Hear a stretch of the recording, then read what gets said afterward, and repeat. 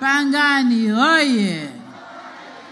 Mwezi Februari mwaka huu nilikuja hapa Pangani kwa madhumuni ya kuweka jiwe la msingi la ujenzi wa daraja la mto Pangani, lakini vile vile barabara inayotoka Bagamoyo kupita Saadani, Pangani hadi Tanga.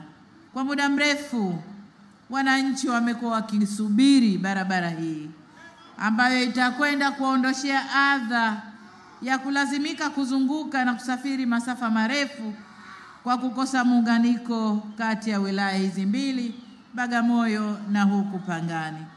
Tunapoanza na barabara hii ya Bagamoyo Pangani, kwa kipande cha Tanga Pangani kilomita 50, ujenzi umefikia 75%, nami nimeuona na nimeona kuna daraja pale linamalizwa kujengwa ili lami ianze kumwagwa.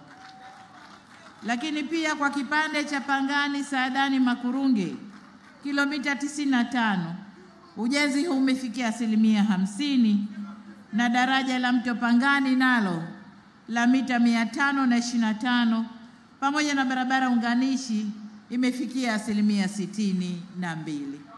Ahadi yetu kwenu wana Pangani ni kuikamilisha barabara hii kikamilifu, na si muda mrefu tutaanza kufaidi matunda ya barabara hii. CCM oyee!